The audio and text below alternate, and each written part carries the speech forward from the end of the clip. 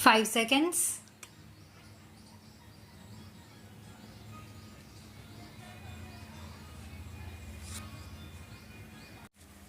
Ladies and gentlemen, I am delighted to be here once again in this historic and holy city of Kathmandu. Since my arrival, have been overwhelmed by the warmth and affection of the people of this city. I convey my sincere thanks to Honorable Prime Minister of Nepal for according me the honor of this civic reception. The city of Kathmandu has certainly expanded and grown since the days of my previous visits. It is a city famed as much for its majestic Himalaya setting as for the hospitality of its people. Its monuments speak of its grand history, the pride and self-confidence of its people, and their resilience in the face of adversity, values which we appreciate immensely in India. India deeply values its historical and traditionally close relations with Nepal. India and Nepal are linked by enduring bonds of history, geography, tradition, and most importantly, strong people to people connections. Kathmandu is not only the political capital of Nepal, but also a spiritual center for the people in our region. Thousands of our citizens visit Nepal in search of spiritual solace at the holy temples. Similarly, people from Nepal visit Varanasi in the north and Rameshwaram in the south in search of spiritual inspiration. My visit to Nepal is also a kind of pilgrimage. It is a mission of friendship to foster ever greater understanding and cooperation between our two countries. There are no two sovereign nations in the world like Nepal and India, sharing a common culture and having an open border between them. The government and people of India are committed to further strengthening and deepening this relationship. India fondly remembers the support that her freedom fighters received from the leaders and people of Nepal during our struggle against foreign rule. Today, as Nepal is engaged in consolidating the gains of democracy, empowering its citizens, and pursuing the goals of peace and development, India is happy to support Nepal's efforts.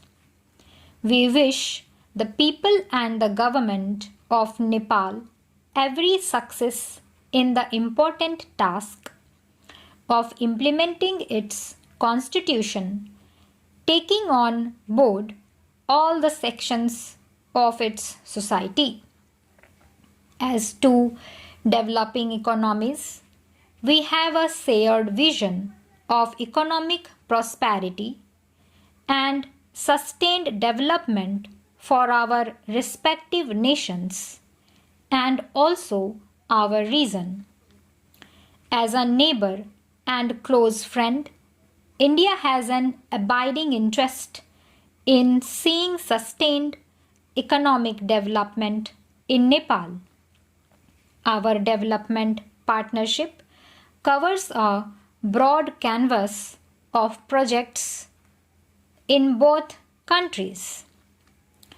The Government of India has taken some new initiatives in economic policies and has been emphasizing innovation, research, and technological development to accelerate India's social and economic transformation. These policies are aimed at raising India's agricultural productivity, promoting manufacturing for employment generation, and boosting the services industry. India and Israel can work together in each of these areas. Agriculture is the mainstay of the Indian economy. In this vital sector, our government's policy has been to grow more crop per drop. Our farmers face the challenges of uneven distribution of water.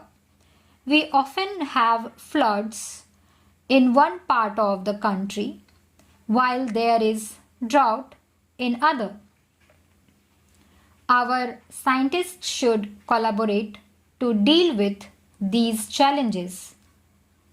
We also seek assistance to clean our rivers, particularly the Holy Ganga. To stimulate our domestic manufacturing sector, Government of India has launched an ambitious Make in India campaign. Israeli innovation and technology can combine with Indian engineering and scale to manufacture in India.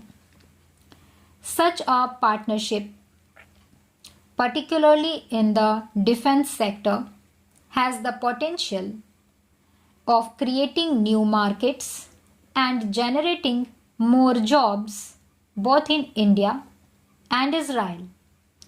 In both our countries, the service sector is growing fast. This is another area where we have complementary strengths. India is one of the largest exporters of software in the world.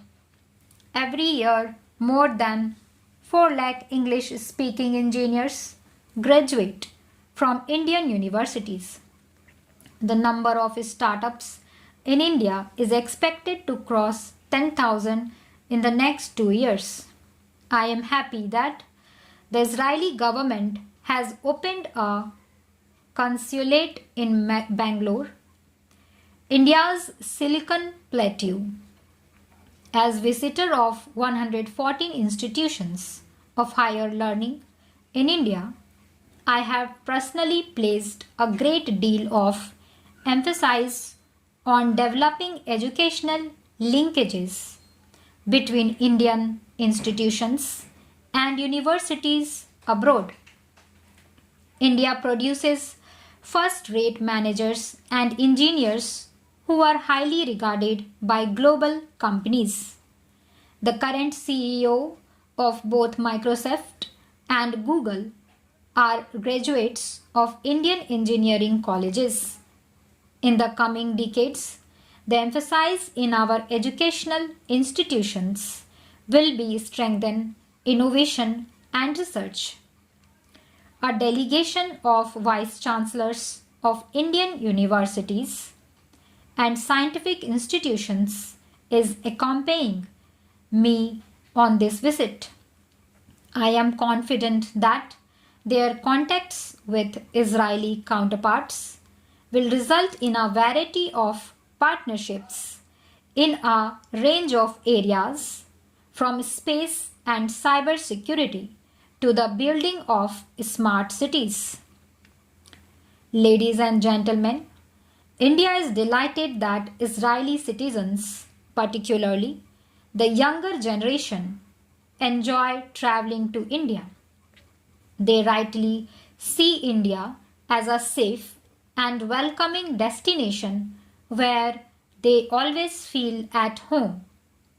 The Jewish community in India has always been an integral part of India's social, economic, and cultural site.